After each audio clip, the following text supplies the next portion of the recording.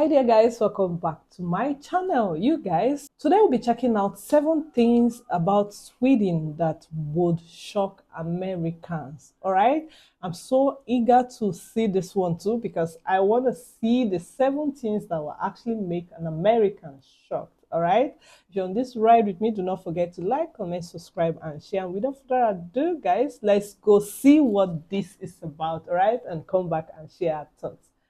It's 5,000 miles in between Sweden and Oklahoma, right smack dab in the middle of the US where I'm from. And after living here in Stockholm for half a year, I have a very long list of things that Swedes do that would probably shock a lot of Americans. But for this video, I'll start with 7. Yeah.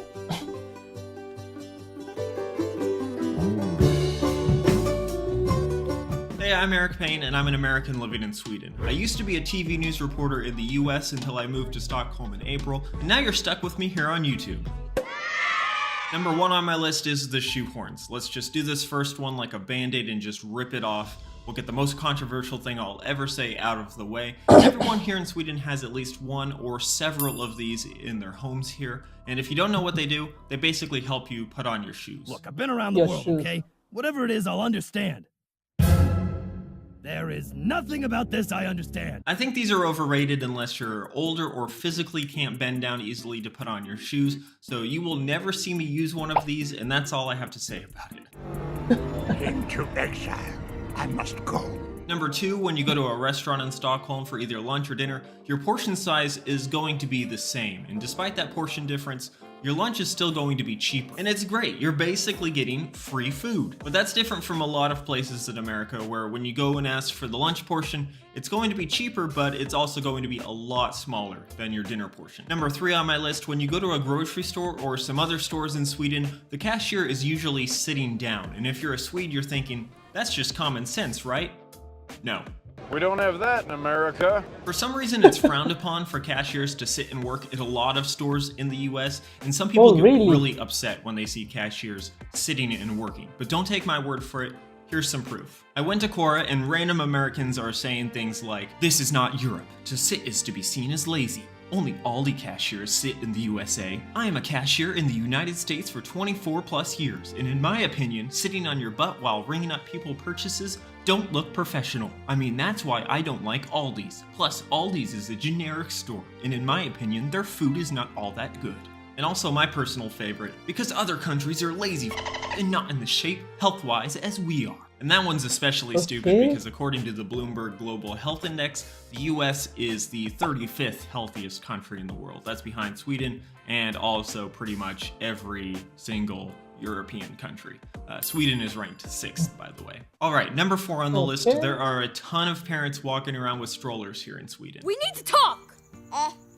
About the BABEE. A big part of that is because everything is super walkable here in Sweden, but it's also a really big part of the culture that both of the parents are generally really involved in kids' lives. You can also see that with the really generous paid maternity and paternity leave that's mandated by the government, and all the companies are pretty accepting of it as well. Let's talk about the weather here in Sweden. There's a really popular phrase that's, "There is no bad weather, only bad clothes."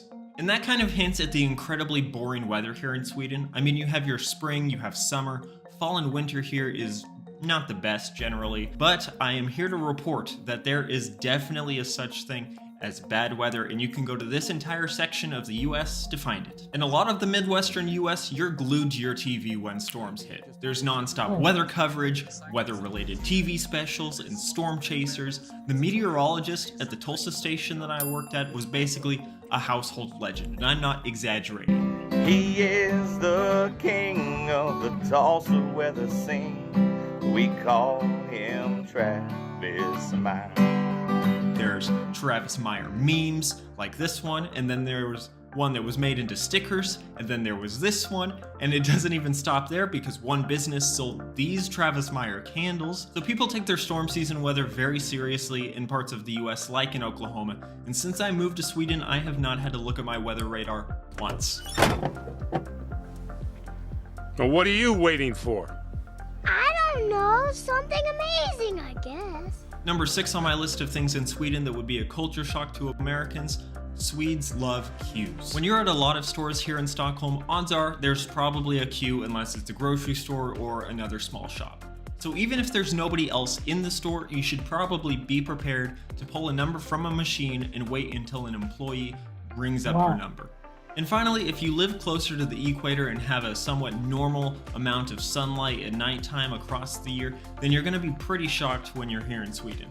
Winter is pretty rough. December 21st is the shortest day here. It has only 6 hours of sunlight, but when you get to the summer here in Sweden, it's great.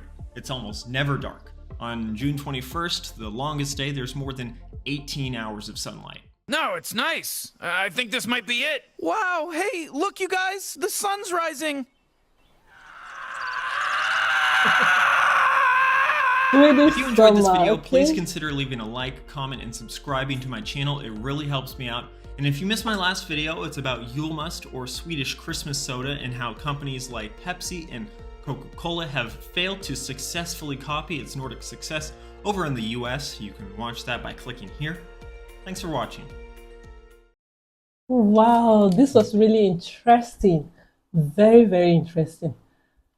There's this orderliness. In all he has said, one thing I picked from it is orderliness, where if you go to a grocery store, you have to queue. Even if there was not so much crowd, you have to queue, pick a number, and then wait for the cashier to call you. That's really cool. It doesn't make it rowdy or people rushing and all of that. Then the part where he said you have this stuff that helps you put on your shoes. I don't know. Him saying he will never own it doesn't mean is it for only young people or for old people? To me, I feel like anybody can use it. Even girls, even females can also, use it. It aids you put on your shoes properly. But then again, I'm just the way he said it looks like, oh, it's for the oldies, all right? And then talking about the healthcare, that was really impressive. Then which other thing?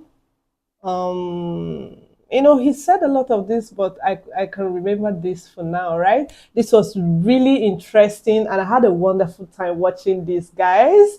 I can't wait to, hear more things that would probably, about Sweden, that would probably shock Americans. He said for us, him being an American, he's insinuating that if this were happening in America, it would have been a different thing, The part where he talked about, you like a cashier sits down while attending to people, that doesn't happen in America. In America, people just sit down. So that was really, really cool about Sweden. And I can't wait to hear more about Sweden and the culture and their way of doing things in the country. That this was really educating, and I'll see you in my next video. You guys share your thoughts with me, all right?